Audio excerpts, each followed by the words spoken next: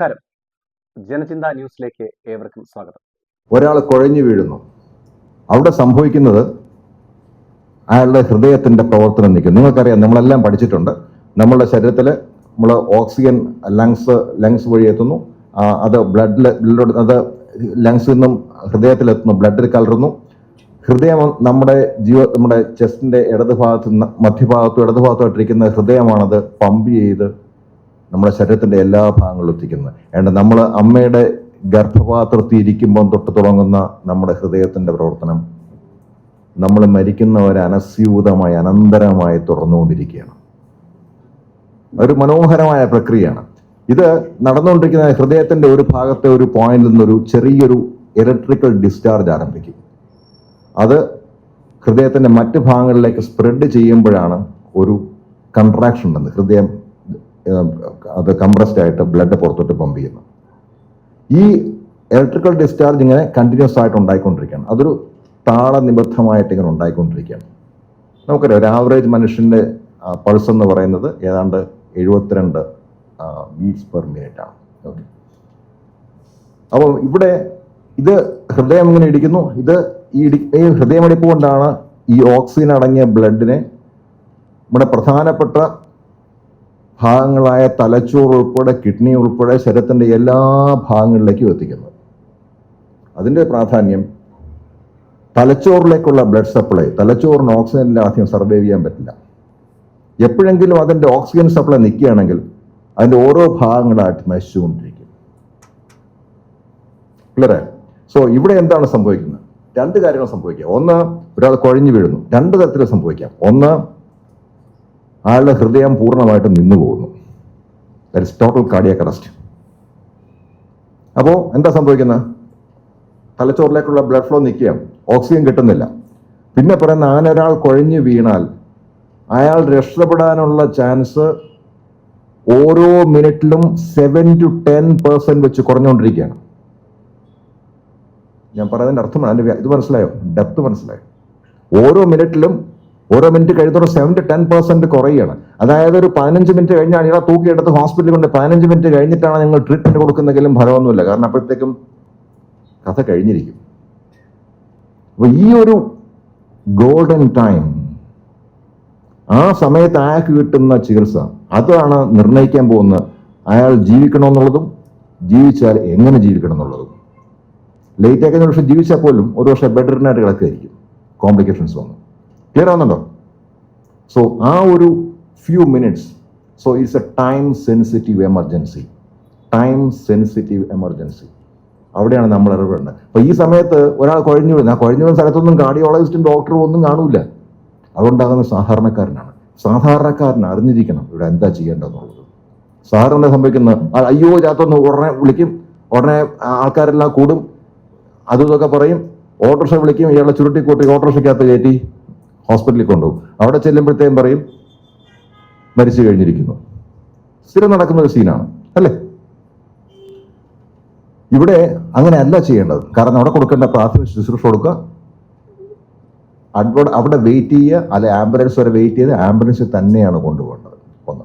ഇനി പറഞ്ഞു ഹാർട്ട് നിന്ന് പോകുന്നു. രണ്ടാമത്തെ ഒരു സിനാറിയോ എന്ന് പറയുന്നത്, ഞാൻ പറഞ്ഞു ഇലക്ട്രിക്കൽ ഡിസ്ചാർജ് ഉണ്ടാകുന്നു. ആ ഇലക്ട്രിക്കൽ ഡിസ്ചാർജ് ഞാൻ പറഞ്ഞൊരു താളനിബദ്ധമായിട്ട് ഉണ്ടായിക്കൊണ്ടിരിക്കുക. അതുകൊണ്ട് ഹൃദയം ഒരേ ലെവലിൽ അടിച്ചുകൊണ്ടിരിക്കുക, അത് താളമുണ്ട്. ചില സമയത്ത് ഇവർ ഒറ്റയടിക്ക് ആ ഇലക്ട്രിക്കൽ ഡിസ്ചാർജസ് വളരെ ക്യാവട്ടിക് ആവും. അതുവരെ 72 ബീറ്റ്സ് പെർ മിനിറ്റ് അടിച്ചാണ് ഒറ്റയടിക്ക് 200, 250, 300 നേരിട്ട് അടിക്കാൻ തുടങ്ങും. അപ്പൊ എന്താ സംഭവിക്കുന്നത്? ഹൃദയത്തിന്റെ പ്രവർത്തനം വേണ്ടറിൽ നടക്കുകയില്ല, ഒരുപാട് വിറച്ചുകൊണ്ടിരിക്കുന്ന അവസ്ഥയാവും. ആ സമയത്തും കാരണം അപ്പോഴത്തേക്കും അത് തന്നെയാണ്, ബ്ലഡ് സപ്ലൈ മുകളിലോട്ട് പോകുന്നില്ല, പേഷ്യന്റ് കൊളാപ്സ് ചെയ്യും. അപ്പോൾ ഹൃദയം പ്രവർത്തിക്കുന്നുണ്ട്, മറ്റേത് ഹൃദയം പ്രവർത്തിക്കുന്നില്ല. ഇവിടെ ഹൃദയം പ്രവർത്തിക്കുന്നുണ്ട്, പക്ഷെ വളരെ അബ്നോർമലായിട്ട് ബിഹേവ് ചെയ്തുകൊണ്ടിരിക്കുകയാണ്. ഈ 2 സിറ്റുവേഷൻ, അതിലോട്ട് അതിന്റെ ഇമ്പോർട്ടൻസ് മനസ്സിലാക്കേണ്ട ഇമ്പോർട്ടൻസ് ഞാൻ വരാം. ക്ലിയർ? So okay. ഒന്ന്, അപ്പോൾ നിങ്ങൾ ഒരിടത്ത് പോകുന്നു, നടന്നു പോകുമ്പോൾ നിങ്ങളുടെ മുമ്പിൽ ഒരാൾ കുഴഞ്ഞു വീഴുന്നു. ഒരു മീറ്റിംഗ് നടക്കുന്നു, മീറ്റിംഗിലെ സ്റ്റേജിലിരിക്കുന്ന ഒരാൾ കുഴഞ്ഞു വീഴുന്നു. എന്താണ് ചെയ്യേണ്ടത്? സോ ഇനിയുള്ളത് ഓർത്തിരിക്കുക ഓരോ പോയിന്റ്സ് ആയിട്ട്. ഒന്ന്, നമ്പർ 1, സീൻ സേഫ്റ്റി. ആ സീൻ, ആ രംഗം എത്രത്തോളം സേഫാണ്? ആർക്ക്? നിങ്ങൾക്ക്, അത് കഴിഞ്ഞ് പേഷ്യന്റിന്. ക്ലിയർ ആകുന്നുണ്ടോ? സാഹസത്തിന് മുതിർന്ന് നിങ്ങളുടെ ജീവൻ അപകടത്തിൽപ്പെടാൻ നമ്മൾ പറയുന്നില്ല. സോ ആദ്യം സീൻ സേഫ്റ്റി. ആ രംഗം നിങ്ങളെ സംബന്ധിച്ചിടത്തോളം എത്രത്തോളം സുരക്ഷിതമാണ്. ഉദാഹരണത്തിന് ഒരാൾ ഷോക്ക് അടിച്ച് കിടക്കുകയായിരിക്കും. ഞാനെന്നാ ഡോക്ടർ പറഞ്ഞിട്ടുണ്ടെന്ന് പറഞ്ഞ് നാളെ നിങ്ങളകത്ത് കയറി കംപ്രഷൻ കൊടുക്കാൻ പോയാൽ പിന്നെ നിങ്ങൾക്ക് കംപ്രഷൻ തരാനായിട്ട് വേറെ ആളെ വിളിക്കേണ്ടി വരും. അല്ലേ? സോ ആദ്യം സീൻ സേഫ്റ്റി. അവരെ കണ്ടിട്ടുണ്ട്, ഈ പുര കത്തിക്കൊണ്ടിരിക്കുകയാണ്, അതിനകത്ത് ആള് കുഴഞ്ഞു കിടക്കുന്നു. നമ്മൾ കണ്ടിട്ടുണ്ട് ഷാരൂഖ് ഖാനൊക്കെ ഇങ്ങനെ പറന്നകത്ത് കയറി കാമുകയും കൊണ്ട് കത്തുന്ന കെട്ടുന്നത്.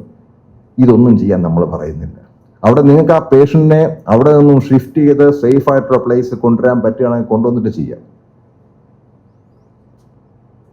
ഉപേക്ഷിച്ച് പോകണമെന്നല്ല, പേഷ്യന്റിനെ ഷിഫ്റ്റ് ചെയ്ത് കൊണ്ടുവന്ന് സേഫ് ആയിട്ട് പ്ലേസിലോട്ട്. ഓക്കെ, നട് റോഡിൽ വെച്ച് ആക്സിഡന്റ് ഉണ്ടായി, ഡോക്ടർ പറഞ്ഞിട്ടുണ്ട് 10 സെക്കൻഡിനുള്ളിൽ ചെയ്യണം. It's not possible. നമ്മുടെയൊക്കെ റോഡിൽ ആൾക്കാർക്ക് ആര് ബോധമുണ്ട് വണ്ടി ഓടിക്കുന്നത്? അവനെ കഴിവ് വേറെയുള്ള സഹായത്തോടു കൂടി സൈഡിലോട്ട് മാറ്റി കിടത്തി ചെയ്യാനുള്ള ശ്രമം. അപ്പോൾ നിങ്ങളുടെ സേഫ്റ്റിയാണ് number 1. So number 1 is scene safety. Okay, and number 2, ഇയാൾക്കിന് ആവശ്യമുണ്ടോ നോക്കട്ടെ. So check his response. ഇയാൾക്ക് ഇതിൻ്റെ ആവശ്യമുണ്ടോ എന്ന് ആലോചിക്കുകയാണ്. ഓക്കെ, അത് ചെയ്യുന്നത് ഇയാളുടെ 2 ഷോൾഡറിലും ശക്തിയായിട്ട് തട്ടിക്കൊണ്ട് ഉറക്കെ വിളിക്കുക. ഹലോ ഹലോ ചേട്ടാ, ഹലോ ഹലോ. റെസ്പോൺസ് ഉണ്ടോ എന്നുള്ളത്. റെസ്പോൺസ് പറയുമ്പോൾ ഒന്നുകിൽ കണ്ണ് തുറക്കുന്നതാകാം, കയ്യോ കാലം അനക്കുന്നതാകാം, ശ്വാസം എടുക്കുന്നതാകാം. ചിലപ്പോൾ അയാൾ തലേദിവസം വളരെ കഠിനാധ്വാനം ചെയ്തിട്ട് എൻ്റെ ക്ഷീണം തീർക്കാനായിട്ട് സ്വല്പം വാട്ടീസൊക്കെ അടിച്ച് ഫിറ്റായി കിടക്കുകയായിരിക്കും. അങ്ങനെ ആളിനൊക്കെ നമ്മൾ CPR ചെയ്യാൻ പോയാൽ പിന്നെ ബാക്കി നിങ്ങൾ അനുഭവിക്കേണ്ടി വരും. അതുകൊണ്ട് ആദ്യം അതിന് ആവശ്യമുണ്ടോ എന്ന് ആദ്യം നോക്കുക. ഓക്കെ, സോ തട്ടി നോക്കി റെസ്പോൺസ് ഇല്ല. സോ നിങ്ങൾ അടുത്ത് ചെയ്യേണ്ടത് call for help. 3rd step, call for help. കാരണം ഇത് നിങ്ങൾക്ക് അഡ്വാൻസ് കെയറിൻ്റെ ആവശ്യമുണ്ട്, ആംബുലൻസിൻ്റെ ആവശ്യമുണ്ട്. ഉടനെ ഉറക്കെ വിളിക്കുക, അയ്യോ ആരെല്ലാം ഓടി വരണേ ഓടി വരണേ. വിളിച്ചു. നമ്പർ 2, നമ്മുടെ എല്ലാം പോക്കറ്റിൽ ഇപ്പം ഫോൺ ഉണ്ട്, മൊബൈൽ ഫോൺ ഉണ്ട്. നമ്മുടെ എമർജൻസി നമ്പറിൽ വിളിക്കുക. 108 ഉണ്ട്, 112 ഉണ്ട്. വിളിക്കുക. വിളിച്ചിട്ട് ഇൻഫോം ദം. ആ പോയിന്റ്സ് പറയുമ്പോൾ ആദ്യം നമ്മൾ സ്വയം ഇൻട്രൊഡ്യൂസ് ചെയ്യുക. നമ്പർ 2, നിങ്ങൾ എന്താണ് കണ്ടത്, എക്സാക്ട് ലൊക്കേഷൻ എവിടെയാണ്, എത്ര പേരുണ്ട്, അവിടെ എന്താണ് നിങ്ങൾ ഇതെന്താണ്, നിങ്ങളുടെ അതിനെക്കുറിച്ചുള്ള ധാരണ എന്താണ്, എന്ത് സംഭവിച്ചു എന്നുള്ളതാണ്. നിങ്ങൾക്ക് എല്ലായ്പ്പോഴും നിങ്ങൾക്ക് അതിൻ്റെ ഡയഗ്നോസ് ഉണ്ടാകുന്നില്ല, ആർക്കുണ്ടാകുന്നില്ല. എന്താണ് നിങ്ങളുടെ ധാരണ എന്താണ്, എത്ര പേരുണ്ട്, ഇത്രയും പറയുക. എന്നിട്ട് വെയിറ്റ് ചെയ്യുക. നിങ്ങളായിരിക്കണം അവസാനം ഫോൺ ഓഫ് ചെയ്യേണ്ടത്. ചിലപ്പോൾ അയാൾക്ക് കൂടുതലിടത്ത് ചോദിക്കാനുണ്ടാവും, ചിലപ്പോൾ ലൊക്കേഷൻ അയാൾക്ക് മനസ്സിലായിട്ടുണ്ടാവില്ല. സോ എന്നിട്ടേ ഫോൺ ഓഫ് ചെയ്യാവുള്ളൂ. അവിടെ ഇത്ര ഇൻഫർമേഷൻ വളരെ ആവശ്യമാണ്. പെട്ടെന്ന് ഓടി ആംബുലൻസ് കൊണ്ട് വരിക. ചിലപ്പോൾ ഒരു സിനിമ കണ്ടിട്ട് ആയിരക്കണക്കിന് ആൾക്കാർ കൂടി 14 പേര് ചവിട്ടും തള്ളും കൊണ്ട് താഴെ കിടക്കുകയായിരിക്കും. അവിടെ ഒരു ആംബുലൻസ് കൊണ്ടൊന്നും ആവില്ല. ക്ലിയർ? സോ അവിടെ കറക്റ്റായിട്ട് ഏകദേശം നമ്മൾ പറയുകയാണ്, ഏകദേശം 50 പേരുണ്ടെന്ന് തോന്നുന്നു അപകടാവസ്ഥയിലാണ് വേണം. സോ അവർക്ക് അറേഞ്ച് ചെയ്യാൻ പറ്റും 50 ആംബുലൻസ് അല്ലെ 50 ഡോക്ടേഴ്സ്, 50 ഹോസ്പിറ്റലിൽ അവർക്ക് ഇൻഫർമേഷൻ കൊടുക്കാൻ പറ്റും. ഇവിടുത്തെ എമർജൻസി നടക്കുന്നു, എമർജൻസി കെയർ റെഡിയാണെന്നുള്ളത്. Clear? So number 1 is scene safety, മറക്കരുത്. Number 2, check his response. Number 3, call for help. This important. Okay, പിന്നെ നിങ്ങൾക്കകത്ത് അടുത്ത സ്റ്റെപ്പ് ശരിക്കും പൾസ് ചെക്കും റെസ്പിറേഷൻ ഉണ്ടെന്ന് നോക്കുകയാണ്. നമ്മളിപ്പോൾ അത് അഡ്വൈസ് ചെയ്യുന്നുണ്ട്. കാരണം അതിൻ്റെ പേരിൽ നിങ്ങൾ ടൈം വേസ്റ്റ് ചെയ്യേണ്ട. ഒരാൾ കുഴഞ്ഞെടുക്കുന്നെങ്കിൽ അടുത്ത step you start chest compression, quality CPR check. അത് നിങ്ങൾക്ക് ചെയ്യണമെന്നുണ്ടെങ്കിൽ അതുകൂടെ പറഞ്ഞതിന്, പക്ഷേ അതിനുവേണ്ടി സമയം കളയാൻ പാടില്ല. അയാളുടെ പൾസ് ഉണ്ടോ എന്ന് നോക്കേണ്ടത് അയാളുടെ കഴുത്തിലാണ്. കാരോട്ടിഡ് പൾസ് എന്ന് പറയും. ഇവിടെ നിന്ന് പതുക്കെ നടുവിൽ 3 വിരൽ വെച്ചു സ്ലൈഡ് ചെയ്ത് താഴെ ഇവിടെ കൊണ്ടുവന്നു കഴിഞ്ഞാൽ നിങ്ങളുടെ ഫീൽ ചെയ്യുന്നുണ്ടോ, നിങ്ങൾക്ക് പൾസ് ഫീൽ ചെയ്യുന്നുണ്ട്. നമ്മുടെ ഈ വോയിസ് ബോക്സിൻ്റെ മുകളിൽ 3 വിരൽ വെക്കുക. പതുക്കെ അത് കൊണ്ടുവന്ന് ആ ഒരു ഗ്രൂവിൽ വെക്കുമ്പോൾ നിങ്ങൾക്ക് അവിടെ കാരോട്ടിഡ് പൾസ് കിട്ടുന്നുണ്ടോ? സമാനമായിട്ട് നമുക്ക് ഞെക്കണ്ട, പതുക്കെ വെച്ചാൽ മതി. That is carotid pulse. അതിൻ്റെ കൂട്ടത്തിൽ ശ്വാസം എടുക്കുന്നുണ്ടോ? പക്ഷേ ഇതിനു വേണ്ടി നിങ്ങൾ സമയം കളയണ്ട. മാത്രമല്ല നിങ്ങൾ കൺഫ്യൂസ്ഡ് ആണ്, പൾസ് ഉണ്ടോ, ഞാൻ കിട്ടിയോ, എനിക്ക് അറിഞ്ഞുകൂടാഞ്ഞിട്ടാണോ? If you are confused, do CPR. That's the point. Pulse check ചെയ്യുമ്പോൾ നമ്മളിപ്പോൾ പറയുന്നില്ല ശരിക്കും. പൾസ് റെസ്പിറേഷൻ ഒന്നും പേഷ്യന്റ് കൊളാപ്സ് ചെയ്തിട്ടുണ്ട്, റെസ്പോൺസ് ഇല്ലെങ്കിൽ സ്റ്റാർട്ട് CPR. ഓക്കെ, നിങ്ങൾക്ക് സംശയമുണ്ട്, സ്റ്റാർട്ട് CPR. ചെയ്താൽ കുഴപ്പം ഇല്ല, you start CPR. So that's a word, that's a mantra. Start CPR at the earliest. Right. So അടുത്ത ചെസ്റ്റ് കംപ്രഷൻ ആണ്. That is the most important part. കാരണം നമ്മളിവിടെ ചെയ്യുന്നത് നിന്നുപോയ ഹൃദയത്തിനെ നമ്മൾ കംപ്രസ് ചെയ്ത് അതിനകത്തു നിന്നുള്ള ബ്ലഡിനെ നമ്മൾ പതുക്കെ പതുക്കെ പതുക്കെ പതുക്കെ നമ്മൾ എല്ലാ സ്ഥലത്തോടും എത്തിക്കുകയാണ്, ഇൻക്ലൂഡിങ് ബ്രെയിൻ. അതിനൊരു രീതിയുണ്ട്. ഫൈൻ. സോ ചെയ്യേണ്ടത് കിടക്കുന്നു. ആദ്യം ചെയ്യേണ്ടത് പേഷ്യന്റിനെ ഫേം ഫ്ലാറ്റ് സർഫസിൽ കിടത്തുക എന്നുള്ളതാണ്. കട്ടിയുള്ള നിരപ്പായ ഒരു പ്രതലത്തിൽ കിടത്തുക. ഇരുത്തിക്കൊണ്ട് ചെയ്യാൻ പറ്റൂല. മെത്ത കിടന്നു വെച്ചാൽ, കാരണം മെത്ത കിടന്നു ചെയ്യുമ്പോഴത്തേക്കും മെത്ത അതനുസരിച്ച് താഴ്ന്നുകൊണ്ടിരിക്കും. എഫക്റ്റീവ് ആയിട്ടുള്ള ക്വാളിറ്റി CPR കൊടുക്കാൻ പറ്റില്ല. പലരും ഇരുത്തിക്കൊണ്ട് ചെയ്യുന്നവരെ ഞാൻ കണ്ടിട്ടുണ്ട്. No, that's wrong. കിടത്തിക്കൊണ്ട് തന്നെ ചെയ്യണം. കിടത്തുക, ഫേം ഫ്ലാറ്റ് സർഫസ് കിടത്തുക. കിടത്തിക്കൊണ്ട് വേണം ചെയ്യാനായിട്ട്. ഫൈൻ. ക്ലിയർ ആയോ? ഇതുവരെ എന്തെങ്കിലും സംശയം ഉണ്ടോ? ഓക്കെ. സോ വെറുതെ ഇരിക്കാറില്ല ഞാൻ നിങ്ങളെ ഒന്ന് എക്സ്പെക്ട് ചെയ്യുന്ന, വല്ല ഉണ്ടെങ്കിൽ ചോദിക്കുക. എന്ത് ചോദ്യമാണ് ചോദിക്കുക. ഓക്കെ. സോ ഫേം ഫ്ലാറ്റ് സർഫസിൽ കിടത്തുന്നു. കിടത്തി നമ്മൾ ഹോസ്പിറ്റലിലേക്കാണെങ്കിൽ ശരിക്കും ഒരു ബോർഡ് വയ്ക്കും. പെട്ടെന്ന് പേഷ്യൻ്റെ വേണ്ടി കിടക്കുക, നല്ല കട്ടിയുള്ള ഒരു ബോർഡ് പെട്ടെന്ന് പേഷ്യൻ്റെ അടിയിലോട്ടും കിടത്തുകയാണ്, ഒരു ഫ്ലാറ്റ് ആക്കാൻ വേണ്ടിയിട്ട്. Then you start CPR. So ചെയ്യുന്നത് അതിൻ്റെ ലൊക്കേഷൻ എന്ന് പറയുന്നത്, this is the breast bone. നിങ്ങൾക്കെല്ലാം അറിയാം, നമ്മളിവിടെ ഇവിടെ തൊട്ട് വയറിൻ്റെ മോൾ വരെ പോകുന്ന ബോണാണ് ബ്രസ്റ്റ് ബോൺ. അതായത് ഇതാണ് അയാളുടെ കഴുത്തിൻ്റെ മുകളിലത്തെ ഭാഗം, ഇവിടം തൊട്ട് ഇവിടം വരെ. ഇത്രയാണ് ആ ഒരു ബോൺ എന്ന് പറയുന്നത്, ബ്രസ്റ്റ് ബോൺ. കിട്ടുക നിങ്ങൾക്ക് ഐഡിയ കിട്ടിയാൽ ഇവിടെ നോക്കുക. ഇവിടെ ഒരു U-ഷേപ്പ് സാധനമുണ്ട്, കാണുന്നുണ്ടോ? കഴുത്തിൻ്റെ ഇവിടെ നടുക്ക്. അവിടെ പതുക്കെ വിരലോടിക്കുക. ഇവിടെയാണ് അത് എൻഡ് ചെയ്യുന്ന, വയറിൻ്റെ തൊട്ട് മുകളിലായിട്ട്. അതാണ് ഈ ബ്രസ്റ്റ് ബോൺ. ആ ബ്രസ്റ്റ് ബോണിലാണ് നമ്മുടെ വാരിയൽ വന്ന് ചേരുന്നത്. ആ ബ്രസ്റ്റ് ബോണിലാണ് നമ്മൾ കംപ്രഷൻ കൊടുക്കാൻ പോകുന്നത്. ആ ബ്രസ്റ്റ് ബോണിന്റെ താഴത്തെ പകുതിയിലാണ് നമ്മൾ കംപ്രഷൻ കൊടുക്കാൻ പറ്റുന്നത്. ക്ലിയർ ആയി? ഓക്കെ. അതെങ്ങനെയാണ് കൊടുക്കുന്നത്? ആദ്യം നമ്മുടെ കൈയുടെ ഹീൽ ഓഫ് ദ പാം ആ താഴത്തെ പകുതിയിൽ വെച്ചു. മറ്റേ കൈയിലെ, അത് ഏത് കൈയും ആകാം, ഐഡിയലി നിങ്ങൾക്ക് ഏതാണോ സൗകര്യമായിട്ടുള്ള കൈ അത് വെക്കുക. മറ്റേ കൈയുടെ ഹീൽ ഓഫ് ദ പാം അതിനെ നേരെ മുകളിൽ വെച്ചു.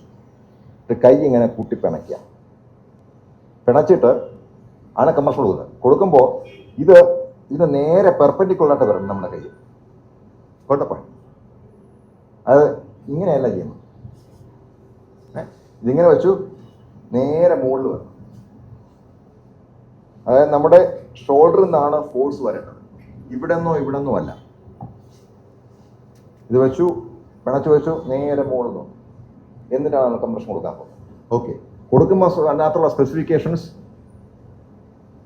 വലിയ ആൾക്കാരിലും കുട്ടികളിലും 5 സെന്റിമീറ്റർ താഴ്ന്നിരിക്കണം. 5 centimetres down. ഓർത്തിരിക്കുക. ചിലത് ഞാൻ സ്ട്രെസ് ചെയ്യുന്ന നിങ്ങളുടെ മനസ്സിനകത്ത് ഇട്ടിച്ച് കയറ്റാനായിട്ട്. 5 centimetres down and 120 beats per minute. ഒരു മിനിറ്റിൽ 120 തവണ കംപ്രസ് ചെയ്തിരിക്കണം. Clear? 5 centimeters down, 120 beats per minute and continuous. പിന്നെ തുടങ്ങിക്കഴിഞ്ഞാൽ പിന്നെ നമ്മൾ നിർത്തരുത്. അതിനിടയ്ക്ക് ഒരാൾ വരികയാണ്, എന്തിനാണ് ചെയ്യുന്നത് ചോദിക്കുമ്പോഴത്തേക്കും അവിടെ നിർത്തിയിട്ട് ഞാൻ വന്നപ്പോൾ ഇങ്ങനെ കുഴഞ്ഞ് കിടക്കുകയാണ്, ഞാനത് സ്റ്റോപ്പ് ചെയ്യാൻ പാടില്ല.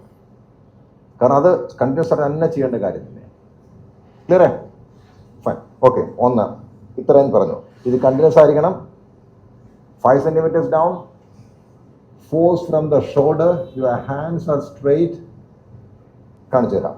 അതിൻ്റെ ചെയ്യുമ്പം ഉറക്കെ കൗണ്ട് ചെയ്യാൻ വേണം. 1, 2, 5, 6, 7, 8, 9, 10, 11, 12, 13, 14, 15, 16, 17, 18, 19, 20, 21, 22, 23, 24, 25, 26, 27, 28, 29, 30. Clear? 30 times. 30 times ആണ് ഒരു സൈക്കിൾ. അപ്പോൾ നിങ്ങൾ മാത്രമേ ഉള്ളെങ്കിൽ പിന്നെ ഞാൻ തുറന്നുകൊണ്ടിരിക്കുകയാണ്. അവിടെ വേറൊരാളുണ്ട്, അല്ലെങ്കിൽ റെസ്പിറേഷൻ കൊടുക്കേണ്ട ആവശ്യമുണ്ട്, അതിനായിട്ട് പിന്നെ വരാം. ആണെങ്കിൽ 30 times കഴിഞ്ഞിട്ട് 2 times ബ്രത്ത് കൊടുക്കും, 2 തവണ ശ്വാസം. അതുകൊണ്ട് പിന്നെ വരാം. സോ 30 ടൈംസിന്റെ സൈക്കിൾ 30 30 30 എന്ന് പറഞ്ഞ് പോവാണ്. ഈ സമയത്ത് കിടക്കുന്ന ആളുടെ ഭാഗ്യമുണ്ട്, നിങ്ങൾക്കും ഭാഗ്യമുണ്ട്, ഒരു ഹെൽപ്പ് ഓടി വരും. നമ്മുടെ നാട്ടിലെ ഹെൽപ്പ് പെട്ടെന്ന് കിട്ടും. വരികയാണെങ്കിൽ ഇപ്പം ഞാൻ പറഞ്ഞു കോൾ ഫോർ ഹെൽപ്പ് പറഞ്ഞു, അവിടെ ഒരു ഹെൽപ്പിന് ആൾ വരികയാണെങ്കിൽ ആളടുത്ത് പറയുക, അങ്ങനെ ഫോൺ ചെയ്യുന്ന പരിപാടിയൊക്കെ പറയാം, ഇങ്ങനെ ഞാൻ ഫോൺ ചെയ്ത് നിങ്ങൾ 108 വിളിക്കുന്നൊക്കെ പറഞ്ഞിട്ട് നിങ്ങൾ സ്റ്റാർട്ട് ചെയ്യുക. മനസ്സിലോ? സമയം കളയാൻ പാടില്ല. നമ്മൾ ഒരാളെ കുഴഞ്ഞു വീഴുന്ന എത്രയും പെട്ടെന്ന് നിങ്ങൾ തുറന്നു അത്രയും നല്ലതാണ്. അയാൾ തിരിച്ചു വരികയാണെങ്കിൽ അയാൾ ചോദിക്കുക, സംഭവം ചെയ്യാനുള്ള അറിയാവുന്ന ആളാണെങ്കിൽ ഭാഗ്യം, നോക്കല്ലേ തൽക്കാലം പറഞ്ഞു കൊടുക്കാൻ അയാൾ പറഞ്ഞു കൊടുത്തിട്ട് അങ്ങ് ചെയ്യുക. അപ്പോൾ ഇത് ചെയ്യേണ്ടത് അങ്ങനെ ഉണ്ടെങ്കിൽ അയാൾക്ക് ശ്വാസം കൊടുക്കാം. അല്ലെങ്കിൽ ഈ സൈക്കിൾ കഴിയുമ്പോഴത്തേക്ക് 5 സൈക്കിൾ കഴിയുമ്പോഴത്തേക്കും അയാൾക്ക് ടേക്ക് ഓവർ ചെയ്യാം. ക്ലിയറേ? അത് കൂടുതലും ചെയ്യാൻ നമുക്ക് പറ്റില്ല. കൂടുതൽ ചെയ്ത് നമ്മൾ ക്ഷീണിക്കും. മാത്രമല്ല പിന്നെ നമ്മൾ തന്നെ ചെയ്തുകൊണ്ടിരുന്നാൽ 5, 30, 150 ടൈംസ് അത്രയും കംപ്രഷൻ എത്തിക്കഴിഞ്ഞു.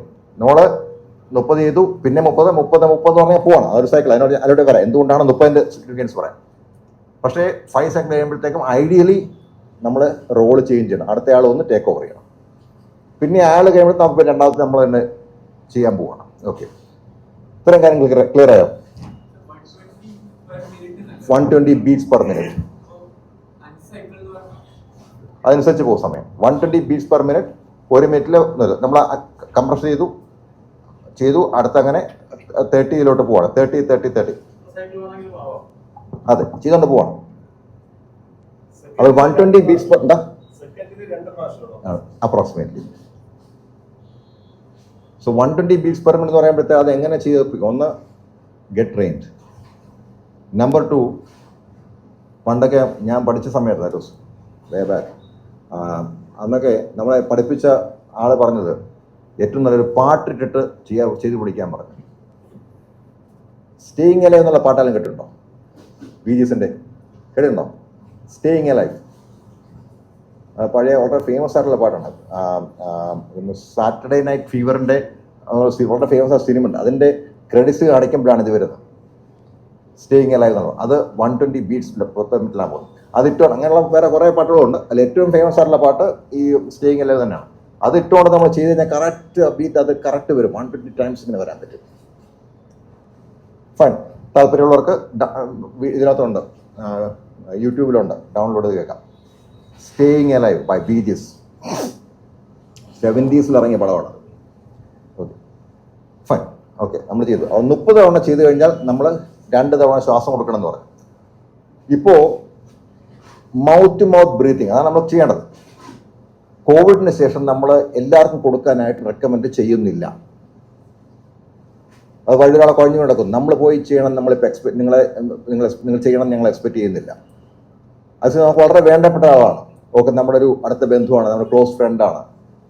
ചെയ്യാം, നിങ്ങൾക്ക് വേണമെന്നുണ്ടെങ്കിൽ ചെയ്യാം. മറ്റേ നമ്മൾ പറഞ്ഞു നമ്മൾ തെറ്റല്ല അത്. ഈവൻ ചെസ്റ്റ് കംപ്രഷൻ കൊണ്ട് മാത്രം നമ്മൾ ഒരാൾ രക്ഷപ്പെടും. അതല്ല, ചെയ്യണമെന്നുണ്ടെങ്കിൽ ചെയ്യുന്ന ടെക്നിക്ക് കാണിക്കാം. ഒന്ന്, അയാൾ കിടക്കുന്നു, അയാളുടെ ഹെഡ് പതുക്കെ ഒന്ന് ടിൽറ്റ് ചെയ്യാം. Head tilt. നമ്മുടെ ഈ 3 വിരല് നമ്മുടെ ഈ താടിയെല്ലിലാണ്, ഇവിടെയുള്ള സോഫ്റ്റ് പാർട്ടിലല്ല, ഈ താടിയെല്ലിൽ വെച്ചിട്ട് ഇത് ലിഫ്റ്റ് ചെയ്യാം. ഈ നമ്മളെ ചൂണ്ടുവിരലും തള്ളവിരലും വെച്ച് അയാളുടെ മൂക്ക് പൊത്തിപ്പിടിക്കുന്നു. ഈ പ്രോസസ്സിൽ നമ്മൾ അയാളുടെ വാ തുറക്കുന്നുണ്ട്. നമ്മൾ സാധാരണ ശ്വാസം എടുത്തുകൊണ്ട് നമ്മുടെ വായ ഇയാളുടെ വായിൽ കപ്പ് ചെയ്യുന്നു. എന്നിട്ട് ഇങ്ങോട്ട് നോക്കിക്കൊണ്ടാണ് നമ്മൾ ചെയ്യാൻ പോകുന്നത്. ഇത് ക്ലീൻ അല്ല, അതുകൊണ്ട് ഞാൻ ചെയ്യുന്നില്ല. നമ്മൾ ശ്വാസം കൊടുക്കുന്നു, രണ്ടാമത്തെ ശ്വാസം കൊടുക്കുന്നു. അപ്പം നെഞ്ച് ഐഡിയലി ഉയർന്ന് താഴണം. സെക്കൻഡിൽ 1, അങ്ങനെ 2. അപ്പം 30 കംപ്രഷൻ, 2 ബ്രസ്, 32, 32, 32. അങ്ങനെ 5 സൈക്കിൾ കഴിയുമ്പോഴത്തേക്കും ആൾ ഉണ്ടെങ്കിൽ അയാൾക്ക് വേണമെങ്കിൽ ഇത് റോള് നമുക്ക് റിവേഴ്സ് ചെയ്തിട്ട് മറ്റേ ആൾക്ക് കംപ്രഷൻ വേറൊരാൾ ഇത് കൊടുത്തു. അങ്ങനെ കുറച്ചുകൂടി എഫിഷ്യൻ്റ് ആയിട്ട് ചെയ്യാൻ പറ്റും. ക്ലിയർ ആയോ? ഇത്രയും ക്ലിയർ ആയോ? കോൺഫിഡൻറ്റ്? ഓക്കെ. അപ്പം നമ്മൾ രോഗികളെ നമ്മൾ 3ആയിട്ട് തിരിച്ചിട്ടുണ്ട്, പ്രായത്തിൻ്റെ വ്യത്യാസം അനുസരിച്ച്. 1 വയസ്സ് വരെ ഉള്ളവർക്ക് നമ്മൾ ഇൻഫൻസ് എന്നാണ് പറയുന്നത്. അവർക്ക് ചെയ്യേണ്ട വേറെ രീതിയിലാണ് പറയാം. 1 വയസ്സ് തൊട്ട് ഏതാണ്ട് 8-9 വയസ്സ്, അതായത് പ്യൂബർട്ടിയുടെ ആരംഭഘട്ടം വരെയുള്ളവരെ നമ്മൾ കുട്ടികളെന്ന് പറയും. അതായത് പ്യൂബർട്ടിയുടെ ലക്ഷണങ്ങൾ കാണിച്ചു തുടങ്ങുന്നവരെയുള്ളവരെ കുട്ടികളെന്ന് പറയും, ചൈൽഡ്. അതിനുശേഷമുള്ള എല്ലാവരെയും അഡൾട്ട് എന്ന്. ഇപ്പം ഞാൻ ഇത്രയും പറഞ്ഞത് അഡൾട്ട്സിൻ്റെയാണ്.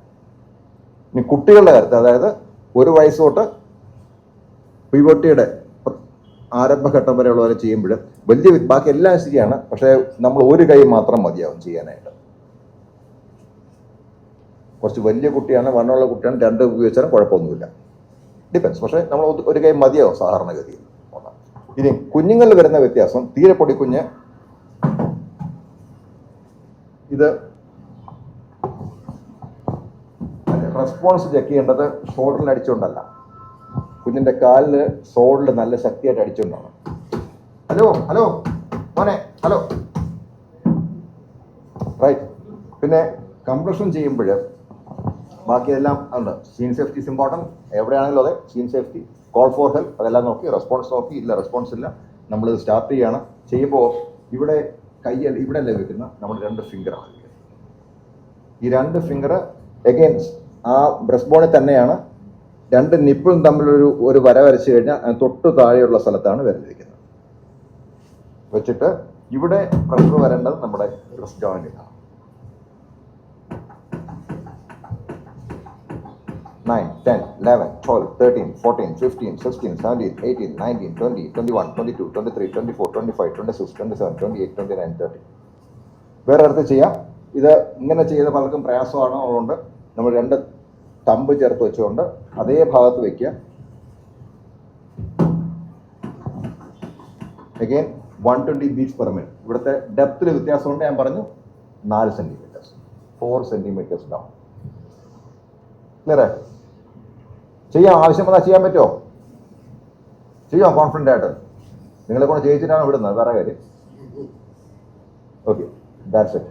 ഓക്കെ, അത് ഒരു കാര്യമാണ്, വളരെ പെട്ടെന്ന് പറഞ്ഞു പോകാം. ഞാൻ നേരത്തെ പറഞ്ഞു, ഒന്ന് കുഴഞ്ഞു വീഴുന്നു. അപ്പം അതിനകത്ത് ഒന്ന് പറഞ്ഞു, ഒന്ന് ഹാർട്ട് കംപ്ലീറ്റ് ആയിട്ട് സ്റ്റോപ്പ് ചെയ്യുന്നു. 2 ഒരു കെയോട്ടിക് ഇലക്ട്രിക്കൽ ഡിസ്ചാർജ് എന്ന് പറഞ്ഞു.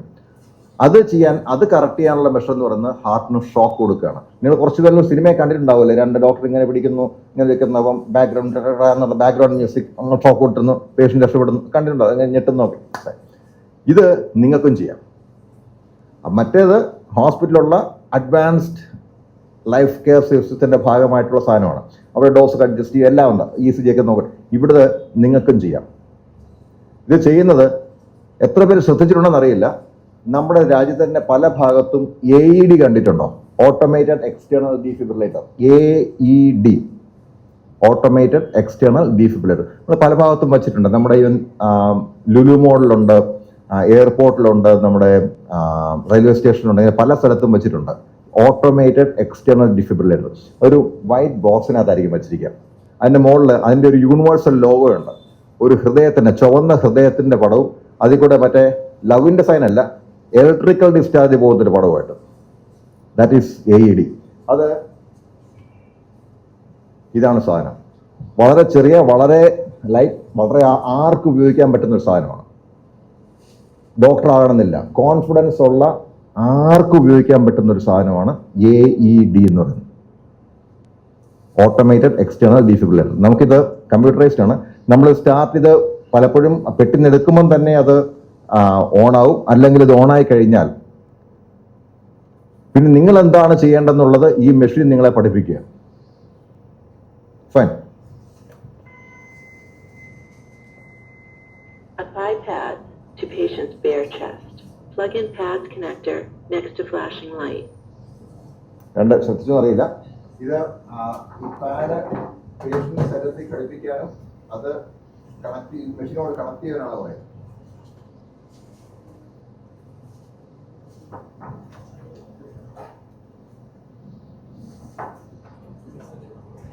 അത് 2 പാഡുണ്ട്. ഈ പാഡാണ് പേഷ്യന്റെ ശരീരത്തിൽ ഘടിപ്പിക്കുന്നത്. ഇതിന് പ്രത്യേകിച്ച് വലിയ, കാരണം അത് തന്നെ പടം വരച്ച് വെച്ചിട്ടുണ്ട്. ഇത് കണ്ടോ, ഇത് നേരെ ഈ ഭാഗത്താണ്, ഷോൾഡറിന്റെ തൊട്ട് താഴെ. ഇവിടുത്തെ പേപ്പർ പ്ലാസ്റ്റിക് വലിച്ചു കീറുക, ഇവിടെ ഒട്ടിക്കുക. ഇത് ഈ സൈഡിലാണ്, ആ പടത്തിൽ കാണുന്ന പോലെ ഒട്ടിക്കുക. ഇതിന്റെ മറ്റേ ഭാഗം ഇതിനോട് കണക്ട് ചെയ്യും. ഫൈൻ. ഇത്രയാവുമ്പോൾ ഇതിനകത്ത് ഇനി അടുത്ത സന്ദേശം വരും. അതിന് കൂടുതൽ സമയം എടുക്കുന്നില്ല. അടുത്ത മെസ്സേജ് വരും, analysing heart rhythm, stop CPR. നമ്മൾ ആ സമയത്ത് ഞാൻ പറഞ്ഞു കണ്ടിന്യൂസ് ആയിട്ട് ചെയ്യണം എന്ന് പറഞ്ഞു. പക്ഷെ ആ സമയത്ത് നമ്മൾ CPR സ്റ്റോപ്പ് ചെയ്യണം. കാരണം എങ്കിൽ ആ മെഷീൻ അത് അനലൈസ് ചെയ്യാൻ പറ്റുള്ളൂ. അപ്പോൾ ആ സമയത്ത് മെഷീൻ അനലൈസ് ചെയ്യണം, ഇയാൾക്ക് ഇതിൻ്റെ ആവശ്യമുണ്ടോ ഇല്ലയോ എന്നുള്ളത്. ആവശ്യമുണ്ട് എന്നാണ് മെഷീൻ തീരുമാനിക്കുന്നത്, കണ്ടുപിടിക്കുന്നെങ്കിൽ അനൗൺസ്മെന്റ് വരും. ഷോക്ക് അഡ്വൈസ്ഡ് ചാർജിങ് എന്ന് പറയും. കുറച്ച് സമയം എടുക്കും ചാർജ് ചെയ്യാനായിട്ട്, ഒരു ഫ്യൂ സെക്കൻഡ്സ്. അത് കഴിയുമ്പോൾ അടുത്ത ഇത് വരും, ഗിവ് ഷോക്ക്. ആ സമയത്ത് ഇവിടെ ഇത് മിനിറ്റ് തിളങ്ങാൻ തുടങ്ങും. ഫ്ലാഷസ് വരാൻ തുടങ്ങും. ഈ ഭാഗത്താണ് പ്രസ് ചെയ്യേണ്ടത്. പ്രസ് ചെയ്യുക. പ്രസ് ചെയ്യുന്നതിന് മുമ്പായിട്ട് എല്ലാവരെയും മാറ്റി നിർത്തേണ്ടതാണ്. കാരണം നിങ്ങളുടെ ഷോക്ക് കിട്ടും. Shock advise charging. Give shock എന്ന് പറയുമ്പോൾ ആ ഷോക്ക് കൊടുക്കുന്നതിന് മുമ്പ് ആരൊക്കെ ചുറ്റുവട്ടത്തുണ്ടോ അവരെല്ലാം മാറ്റി നിൽക്കാൻ ആവശ്യം. നിങ്ങളും മാറി നിൽക്കുക, അവരെ മാറി നിൽക്കാൻ പാടില്ല. പേഷ്യന്റ് തൊടാൻ പാടില്ല. ഈവൻ ആ ട്രോളി പോലും തൊടാൻ പാടില്ല. ഷോക്ക് കിട്ടും. എന്നിട്ട് നമ്മൾ പ്രസ് ചെയ്യുക. പേഷ്യന്റിന് ഷോക്ക് കിട്ടും. Announcement shock delivered, start CPR. പിന്നെ നമ്മൾ ഫുൾ നോക്കാനും പിടിക്കാൻ നിൽക്കുന്നില്ല, നമ്മൾ CPR സ്റ്റാർട്ട് ചെയ്യുക. ക്ലിയറേ? പിന്നെ കുറെ കംപ്രഷൻ കൊടുത്തു കഴിഞ്ഞിട്ട് നമുക്ക് റെസ്പോൺസ് ഒന്നും നമ്മൾ നോക്കുന്നില്ല, സമയം കളയുന്നില്ല. പിന്നെ കാരണം നമ്മൾ ഓൾറെഡി നമുക്ക് സമയം പോയി. നമ്മൾ ചെസ്റ്റ് കംപ്രഷൻ ആരംഭിക്കുക. Keep on giving CPR. ചിലപ്പോൾ ഒരു പ്രാവശ്യം ഷോക്ക് കൊടുത്തുകൊണ്ട് മതിയായെന്ന് വരില്ല. അങ്ങനെ ആകുമ്പം നമ്മളിത് ഊരിത്ത് കളഞ്ഞിട്ടൊന്നുമില്ല, അവിടെ ഇരിപ്പുണ്ട്. കുറെ കഴിയും മെഷീൻ തന്നെ സ്റ്റാർട്ട് അനലൈസിങ് അഗെയിൻ. ആവശ്യമുള്ള അവിടെ നിന്ന് മെസ്സേജ് വരും, അനലൈസിങ് റിതം, സ്റ്റോപ്പ് കംപ്രഷൻസ്. ഒന്നുകൂടെ അനലൈസ് ചെയ്യുന്നു, പിന്നെയും നമുക്കിത് റിപ്പീറ്റ് ചെയ്യേണ്ടതായിട്ട് വരും. ഈ രണ്ട് കാര്യങ്ങളാണ് ജീവൻ രക്ഷിക്കാൻ പോകുന്നത്: chest compression and giving shock. ഇത് ഈ ഒരു മെഷീനും പുതിയ കാര്യമൊന്നുമല്ല.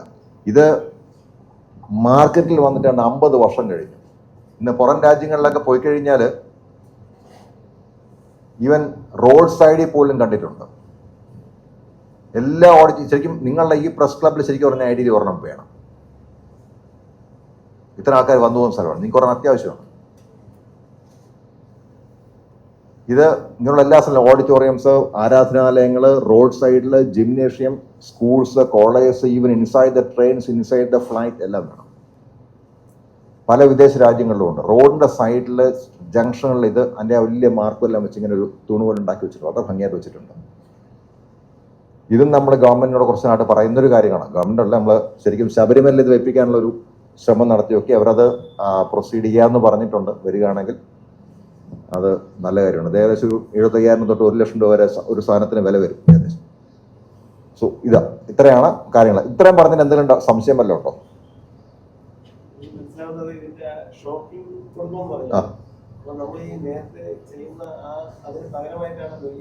അല്ല അല്ല, അതിന്റെ കൂട്ടത്തിൽ ചെയ്യാണ്.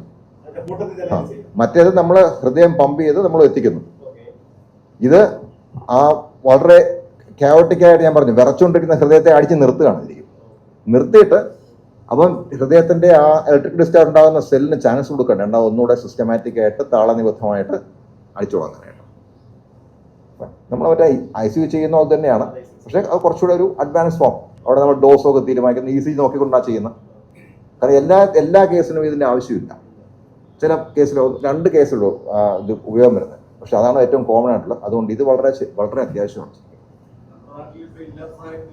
ഉണ്ട്, ലുലു മോളിലൊക്കെ ഉണ്ട്. അത്രേ ഉള്ളൂ. ഇല്ല ഇല്ല, അതെ. ഇനി പക്ഷേ ഇത് ആൾക്കാർ അവയർനെസ് ഉണ്ടെങ്കിലേ നമുക്കത് വരുള്ളൂ.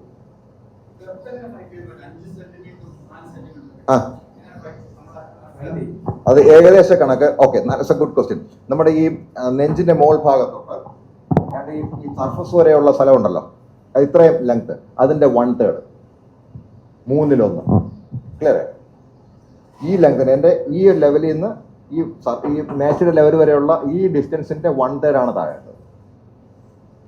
അത് 5 സെന്റിമീറ്റേഴ്സ് ആയി. Anything else? ചോദിക്കണം എന്നാണ്.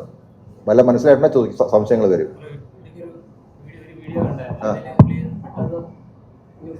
ആൾക്കാർ ഇങ്ങനെ വെച്ച് മൂക്കിൽ വെച്ച് നോക്കും. അദ്ദേഹത്തിന്റെ പറയുന്ന പൾസ് ഇല്ലെങ്കിൽ പോലും ജീവൻ ഉണ്ടാവും എന്നുള്ള, പൾസ് ഇല്ലാതെ മരിച്ചുപോയെന്ന് കരുതണ്ട. അതെ, അതിന്റെ അതിനാ പറഞ്ഞത്. അതിനാണ് എക്സാക്ട്ലി ഞാൻ പറഞ്ഞത്. ചിലപ്പോൾ നോക്കിയപ്പോൾ ഇതിനകത്തില്ല, ഒരാളെ കുഴഞ്ഞു വീണു, അയാളെ തിരിച്ചു കൊണ്ടുവരാൻ വേണ്ടി വെക്കുന്നത്. പൾസ് ഇല്ല എന്നുള്ളേ ഉള്ളൂ. ചിലപ്പോൾ അകത്ത് ഹൃദയം അടിക്കുന്നുണ്ടാവും. ഞാൻ നേരത്തെ പറഞ്ഞ ഒരു എറാറ്റിക് ആയിട്ട് വളരെ ക്യാവറ്റിക്കായിട്ട് ബീറ്റ് ചെയ്തുകൊണ്ടിരിക്കുകയായിരിക്കും. അതിനെ തിരിച്ചു കൊണ്ടുവരാൻ വേണ്ടി ഞാൻ ഷോക്ക് കൊടുക്കാൻ പറഞ്ഞത്. അതുപോലെ ആ പെട്ടെന്ന് നിന്നുപോയ ഹൃദയത്തിനെ കൊടുക്കാനാണ് നമ്മൾ കംപ്രഷൻ കൊടുക്കുന്നത്. മരിച്ചിട്ടുണ്ടാവില്ല. ആളെ തിരിച്ചു കൊണ്ടുവരാനുള്ള ശ്രമമാണ് നടക്കുന്നത്. ഞാൻ നേരത്തെ പറഞ്ഞു, അയാളുടെ അച്ഛന് ഷോക്ക് കൊടുത്തു എന്ന് പറഞ്ഞു. അവിടെ സംഭവിച്ചിരിക്കുന്ന ഇലക്ട്രിക് ഷോക്ക് കൊണ്ട് അയാളുടെ ഹൃദയം നിന്നുപോയി. ആ അച്ഛൻ്റെ ഹൃദയം നിന്നുപോയി. ഇയാളെന്താ ചെയ്ത്? കംപ്രഷൻ കൊടുത്തപ്പോഴത്തേക്കും ഹൃദയം രണ്ടാമത് സ്റ്റാർട്ട് ചെയ്തു. അയാൾക്ക് അയാളുടെ അച്ഛനെ രക്ഷിക്കാൻ പറ്റി. ക്ലിയർ? Okay, fine. ഏതെങ്കിലും പിന്നെ ഒന്നേ ഉള്ളൂ, ഡു ഇറ്റ് കോൺഫിഡൻ്റ്ലി. എന്നെ കൊണ്ട് പറ്റുമോ? പറ്റും. ഇനി അയാൾക്ക് അതിൻ്റെ ആവശ്യമുണ്ടോ നിങ്ങൾ തീരുമാനിക്കണ്ട. Just do it. നിങ്ങൾക്ക് അതിനെ തെറ്റ് പറ്റാനൊന്നുമില്ല. എന്തായാലും കഴിഞ്ഞ് നടക്കണം. നിങ്ങൾക്ക് അതിനെ തെറ്റൊന്നും പറ്റാനില്ല. Just do it. ചിലപ്പോൾ നിങ്ങൾ ചെയ്യുന്ന കുറച്ച് തെറ്റോടുകൂടി ചെയ്യുന്ന ആ കാര്യങ്ങളായിരിക്കും പക്ഷേ ജീവൻ രക്ഷിക്കാൻ പോകുന്നത്. Just do it. ധൈര്യമായിട്ട് ചെയ്യാം. അത് കീപ്പ് ഓൺ ഡൂയിങ് ഇറ്റ്. എപ്പോൾ ചെയ്യണം? Keep on doing it till there is a response or the advanced team comes to your help or you are so tired you cannot do it any longer. ചിലപ്പോൾ നമ്മൾ അറിയാം, ചെയ്യുമ്പോൾ അറിയാം, കുറെ കഴിയുമ്പോൾ നമുക്ക് ചെയ്യാൻ പറ്റില്ല, പിന്നെ കാണിക്കുന്ന ഡ്രാമയായി പോകും. അതിൻ്റെ കഥയൊന്നുമില്ല. ഇത്രയും നിങ്ങൾ ചെയ്തിരിക്കണം എന്നുള്ളതാണ്. ഫൈൻ. എന്തെങ്കിലും സംശയം ഉണ്ടോ? വരട്ടെ, ചോദ്യങ്ങൾ വരട്ടെ. നിങ്ങളൊക്കെ ജേർണലിസ്റ്റ്, നിങ്ങൾക്ക് ചോദ്യം ചോദിക്കാനല്ലേ നിങ്ങളാണ് എക്സ്പെർട്ട്. ഞങ്ങളോ അയ്യമ്പഴായിട്ട് ആയിരക്കണക്കിന് ആൾക്കാർ, ഇവൻ നമ്മൾ ട്രിവാൻഡ്രം ബ്രാഞ്ച് തന്നെ ആയിരക്കണക്കിന് ആൾക്കാർ. ഞങ്ങൾ ഓൾമോസ്റ്റ് എവറി വീക്ക്. ഇന്നലെ വൈകുന്നേരം ഞങ്ങൾ ട്രെയിനിങ് ഉണ്ടായിരുന്നു. പക്ഷെ ഇന്നലെ ഞാൻ ചെയ്ത ഈ മെഡിക്കൽ സ്റ്റുഡൻസ് ആൻഡ് ഡോക്ടർ ഞങ്ങളാണ് ചെയ്തു. ഇന്നിപ്പം ഞങ്ങൾ ട്രിവാൻഡ്രത്തെ പല ഭാഗത്ത് എത്രയോ പേരെ ചെയ്തിട്ടുണ്ട്. ഞങ്ങൾ പല കോളേജിൽ, പല സ്കൂൾസിൽ.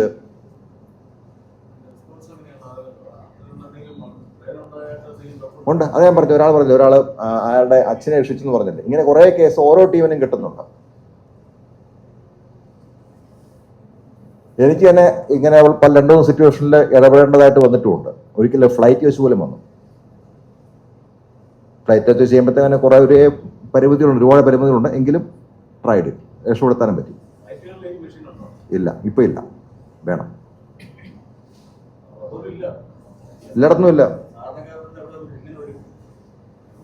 വന്നേ പറ്റുള്ളൂ. കാരണം പുറം രാജ്യങ്ങളിലൊക്കെ ഉണ്ടെങ്കിൽ നമ്മുടെ നാട്ടിലും വരണം. നമ്മളിത് വരുന്നുള്ളതാണ് എൻ്റെ പ്രതീക്ഷ. പണ്ട് ഒട്ടുമില്ലായിരുന്നു. ഇപ്പം പിന്നെയും കുറേ സ്ഥലങ്ങളിൽ ലൂവ് മോഡലും അങ്ങനെ കുറേ സ്ഥലങ്ങളിലൊക്കെ ഉണ്ട്. ഇനിയും വരും. വന്നേ പറ്റൂ. ഓക്കെ. So okay.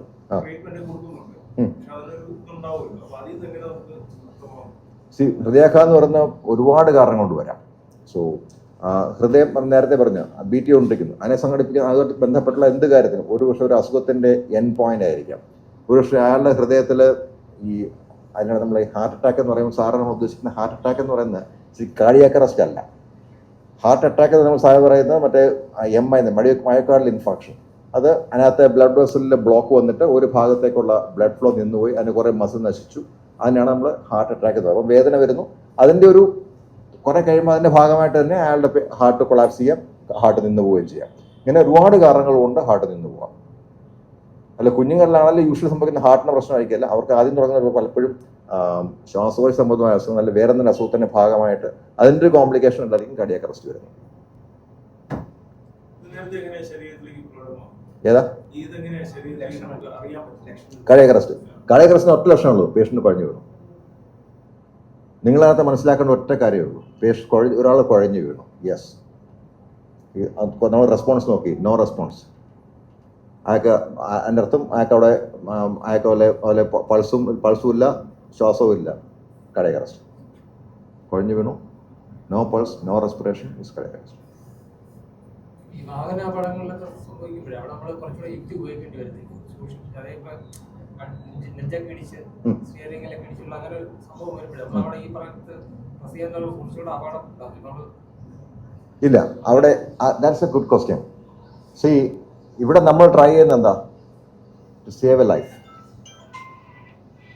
അവിടെ നമ്മൾ ഇതൊന്നും അല്ലെങ്കിൽ പോലും ചിലപ്പോൾ സാധാരണ ഇതിൽ ഒരാളെ കുഴഞ്ഞു വീട് നമ്മൾ ചെയ്യുമ്പോൾ അതിൻ്റെ ഭാഗമായിട്ട് ചിലപ്പം ഇഞ്ചുറി പറ്റാം. അങ്ങനെയാണ് പലപ്പോഴും ഡോക്ടർ അവിടെ ഹോസ്പിറ്റലിൽ കൊണ്ടുപോയി അയാളെ ചവിട്ടി തൊഴിച്ചു, എല്ലൊടിച്ചു എന്നൊക്കെ പറഞ്ഞ് ഡോക്ടർമാരുടെ കഴുത്തിന് പിടിക്കാൻ പോകുന്നില്ലേ? ഇവിടെ ഏറ്റവും കൂടുതൽ നടക്കുന്ന പരിപാടിയാണ് ഡോക്ടറുടെ കഴുത്തിന് പിടിക്കുക എന്നുള്ളതാണല്ലോ. സോ അത് ശരിക്കും പറഞ്ഞാൽ ആൾ നല്ലോണം ട്രൈ ചെയ്തു എന്നുള്ളതാണ് പലപ്പോഴും മനസ്സിലാക്കുന്നത്. സോ ചെയ്തു, അങ്ങനെ ഒരു ഇഞ്ചുറി പറ്റി. ഒരു പക്ഷേ ഒരു നെഞ്ചിൽ പറ്റ ഒരു ബോണിൻ്റെ ഒരു ചെറിയ മൈനർ ഫ്രാക്ചറായിട്ട് ജീവിക്കുന്നതിനേക്കാൾ നല്ലത് അതോ പെട്ടിക്കകത്താക്കി ശാന്തി കവാടത്തിലേക്ക് കൊണ്ടുപോകുന്നു. സിമ്പിൾ. അതുകൊണ്ടെന്തെങ്കിലും കുഴപ്പമുണ്ടാകുന്ന ദിവസം നിങ്ങൾ ചെയ്യാണ്ടിരിക്കാൻ പാടില്ല. നിങ്ങളുടെ ബന്ധുവാണ്, അയ്യോ എല്ലാം പറ്റിയ ഇല്ല. ഇത് സ്റ്റാൻഡേർഡ് പ്രോട്ടോക്കോളാണ്. ഇത് ഞാൻ പഠിപ്പിക്കുന്നതല്ല, അതൊരു സിസ്റ്റമുണ്ട്, സയൻസ് പഠിപ്പിക്കുന്നതാണ്. 5 സെന്റിമീറ്റർ ഡൗൺ, 5 സെന്റിമീറ്റർ ഡൗൺ വല്ലതും പറ്റുമായിരിക്കാം. പക്ഷെ പെട്ടെന്ന് നല്ലതാണെങ്കിൽ രക്ഷപ്പെട്ടില്ലേ. So that's the important thing. ഇനി ആക്കാൻ ആവശ്യമുണ്ടോ? ഞാൻ പറഞ്ഞല്ലോ, ആവശ്യമില്ലാത്ത ആളിനെ CPR ചെയ്തതിനേക്കാൾ ദൂഷ്യമാണ് ആവശ്യമുള്ള ആളിന് നമ്മുടെ ധൈര്യക്കുറവ് കൊണ്ട് CPR ചെയ്യാണ്ടിരിക്കുന്നത്. So just do it. That's a word, just do it. And അത് ധൈര്യമായിട്ട് പ്രോപ്പറായിട്ട് ചെയ്യുക. Anything else?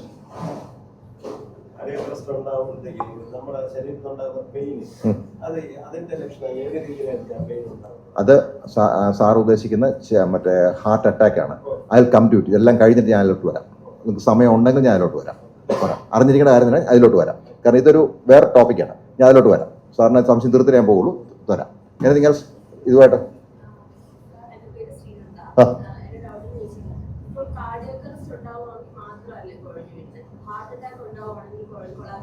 ഉണ്ട്. ഹാർട്ട് അറ്റാക്ക് വന്നിട്ട് അതിന്റെ ഭാഗമായിട്ട് കാർഡിയാക് അറസ്റ്റ് കുഴഞ്ഞു വീഴാം.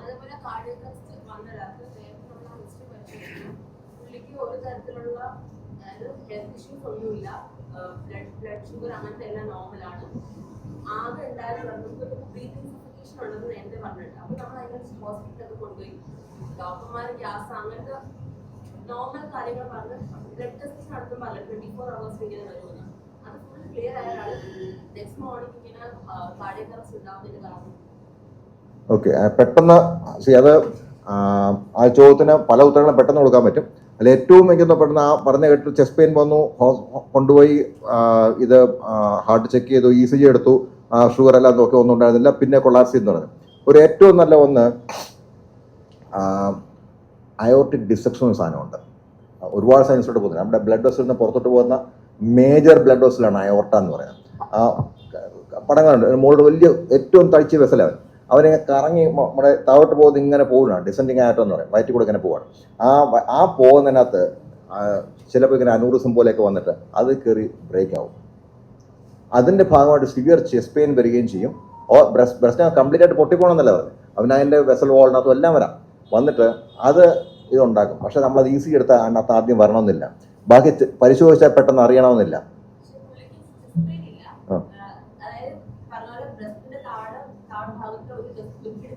വന്നു അദ്ദേഹം ചോദിച്ചതിൻ്റെ ഉത്തരമാണ്. ഞാൻ അതിലോട്ട് തിരിച്ചു വരാം. സോ അത് വരാം, സംഭവിക്കാം. അത് പ്രോബ്ലി പറഞ്ഞത് ഇത് തന്നെയാണ്, ഡിസെറ്റിംഗ് അനൂറിസം എന്ന് പറയും. അത് പലപ്പോഴും സംഭവിക്കുന്നതാണ്. പലപ്പോഴും ശരിക്കും അത് എക്കോ ഒക്കെ നോക്കിയില്ല, പലപ്പോഴും എക്കോ ചെയ്യില്ല. കാരണം പലപ്പോഴും നടക്കില്ല. പറഞ്ഞു കഴിഞ്ഞാൽ പറയും ഡോക്ടർ ചക്രം ഉണ്ടാക്കാൻ വേണ്ടി ചെയ്യാമെന്ന് വിചാരിക്കും പറയും. അത് ശരിക്കും അതിനകത്ത് TMD കിട്ടണമെന്നില്ല എപ്പോഴും ചെയ്തതാണ്. പിന്നെ ഓഫ് കോഴ്സ് അത് കഴിഞ്ഞിട്ട് ചിലപ്പോൾ ആ ഒരു മോമെന്റിലായിരിക്കും ചിലപ്പം ബ്ലോക്ക് കയറി അടിക്കാനിടത്ത് അടിച്ചത്. അതും സംഭവിക്കും.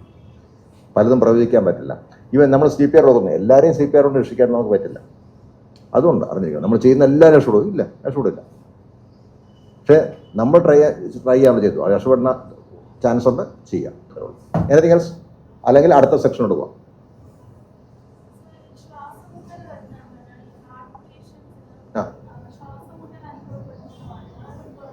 ഓക്കെ, വളരെ സിമ്പിളാണ്. ഹൃദയം എന്താ ചെയ്യുന്നത്? ലങ്സിൽ നിന്ന് ഓക്സിജനുള്ള ബ്ലഡ് ഹാർട്ടിലെത്തുന്നു, അത് പമ്പ് ചെയ്തെല്ലായിടത്തും എത്തിക്കുന്നു. Right, simple. ശരീരത്തിന് അത് ആവശ്യമുണ്ട്, ഓക്സിജൻ. ശരീരത്തിൻ്റെ ഓരോ ഭാഗത്തിനും ഓക്സിജൻ ആവശ്യമുണ്ട്. ഓക്കെ, ഹൃദയത്തിൻ്റെ പ്രവർത്തനം കുറയുമ്പോൾ എന്ത് പറ്റും?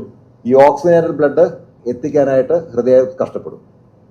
ഹൃദയത്തിന് ഒന്ന് ചിലപ്പം ഈ പറയുന്നത് ഭയങ്കര ഫാസ്റ്റിൽ അടിക്കുകയായിരിക്കും, അല്ലെങ്കിൽ അടിക്കാൻ നിന്നു പോകാം, അല്ലെങ്കിൽ ചില വളരെ സ്ലോ ആകാം, അല്ലെങ്കിൽ ഹൃദയത്തിൻ്റെ വീക്ക്നെസ് കൊണ്ട് അവൻ അടിക്കാൻ രീതിയിൽ ഫോഴ്സിൽ അടിക്കില്ല. അതിനാണ് നമ്മൾ ഈ ഇജക്ഷൻ ഫ്രാക്ഷനൊക്കെ എക്കോയിലൊക്കെ നോക്കുന്നത്. അതിൻ്റെ ചെറിയൊരളവ് മാത്രമേ പുറത്തു പോവുള്ളൂ. അത് വരുമ്പോഴത്തേക്കും ശരീരത്തിൻ്റെ ഭാഗത്ത് കിട്ടേണ്ട due share of blood and dew share of oxygen കിട്ടില്ല. ശ്വാസം. അപ്പം ഇതിനെ കോമ്പൻസേറ്റ് ചെയ്യാൻ വേണ്ടി കൂടുതൽ ശ്വാസം വലിക്കും. ബോഡിക്കറിയാം എന്താണ്, ശ്വാസം കിട്ടുന്നില്ല, അവിടെ ഓക്സിജൻ കിട്ടുന്നില്ല. അപ്പോൾ എന്ത് ചെയ്യണം? കൂടുതൽ ശ്വാസം വലിക്കണം, കൂടുതൽ ശ്വാസം. അപ്പോൾ ഹാർട്ട് എന്ത് ചെയ്യണം? ഹാർട്ട് കൂടുതലായിട്ട് അടിക്കണം. അപ്പോൾ ഹാർട്ട് ബീറ്റും കൂടും, ശ്വാസം റേറ്റ് കൂടും. Okay, fine. Anything else? ഒരു മിനിറ്റ്. മടിയന്റെ ചോദ്യമാണ്. അതായത് നമ്മൾ സാധാരണ ചിന്തിക്കുമ്പോൾ ഡെയിലി വ്യായാമം ചെയ്യുന്നവരും ഒക്കെ ഉണ്ട്, പക്ഷെ ജിമ്മിൽ പോകുന്നവരും നിന്ന് തമ്മിൽ പോകുന്നുണ്ട്. നമ്മളിതിനായിട്ട് കഷ്ടപ്പെടുന്നു. ജിമ്മിലൊക്കെ പോയി നല്ല വർക്കൗട്ട് ചെയ്യുന്നവരും നിന്ന് തമ്മിൽ പോകുന്നുണ്ട്. ഓക്കെ, അല്ല, ഒന്ന് ചിലപ്പോൾ പലപ്പോഴും സംഭവിക്കുന്ന അവർക്ക് പലർക്കും ഒരു ഒരു എന്തെങ്കിലും ഒരു മോർബിഡിറ്റി ഉണ്ട്, പ്രശ്നം ഉണ്ടായിരുന്നിരിക്കാം, അവർ കണ്ടുപിടിക്കാത്തതായിരിക്കാം. പിന്നെ ഈ പറഞ്ഞ നേരത്തെ ചോദിച്ച പോലെ ആ സമയത്ത് ഉണ്ടാക്കിയ ഒരു ക്ലോട്ട് ആയിരിക്കാം, ഒരു ക്ലോട്ട് ഒന്ന് കംപ്ലീറ്റ് ചെയ്തു.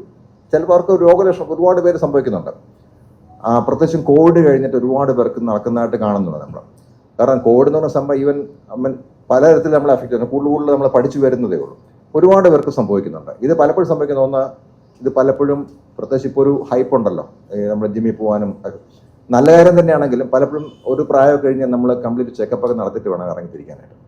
നിങ്ങളുടെ ഡോക്ടറുടെ അനുഭവത്തോടു കൂടി ഒരു ചെക്കപ്പൊക്കെ നടത്തി ഒരു TMT ഒക്കെ ചെയ്ത് നോക്കിയിട്ട് വേണം നമ്മൾ അതിന് വേണ്ടി കച്ച കെട്ടി ഇറങ്ങാനായിട്ട്. ഓക്കെ, ഇതൊന്നും അല്ലാണ്ട് ശരി അപ്പുറത്തെ പയ്യൻ ചെയ്തു എന്നാൽ പിന്നെ നമ്മൾ നാളെ റെഡിയാക്കികളെന്ന് പറഞ്ഞ് ഇറങ്ങി തിരിച്ചാൽ ചിലപ്പോൾ ഈ പറഞ്ഞ പോലെ സംഭവിക്കാം. പിന്നെ പലപ്പോഴും ആൾക്കാർ കൂടുതലായിട്ട് ചെയ്യും. 3, ഇതിന് വേണ്ടിയിട്ട് ഇപ്പം ഒരുപാട് കുറേ ഫുഡ് ഐറ്റംസും ഒക്കെ മാർക്കറ്റിൽ ഇറങ്ങുന്നുണ്ട്. ഇത് പ്രൊമോട്ട് ചെയ്യാൻ വേണ്ടി ഒരുപാട് യൂട്യൂബ് വീഡിയോസും ഉണ്ട്, ജിമ്മുകാരും ഉണ്ട്. കാരണം അവർക്ക് റിസൾട്ട് കാണിക്കണം. ഇങ്ങനെ വരുമ്പോഴത്തേക്കും വേണ്ടാത്ത പല കാര്യങ്ങളും പല ആൾക്കാരും വാങ്ങിച്ച് കഴിക്കുന്നുണ്ട്. ഈ പല കാര്യങ്ങളും ഹൃദയത്തിനും ശരീരത്തിനും മൊത്തം കേടുണ്ടാക്കുന്നതാണ്. അതുകൊണ്ടുപോകാം എല്ലാ കാര്യങ്ങളും ഇന്നല്ല ഞാൻ പറഞ്ഞത്, പക്ഷെ അങ്ങനെയുള്ള സാധനങ്ങളും ഉണ്ട് മാർക്കറ്റിൽ.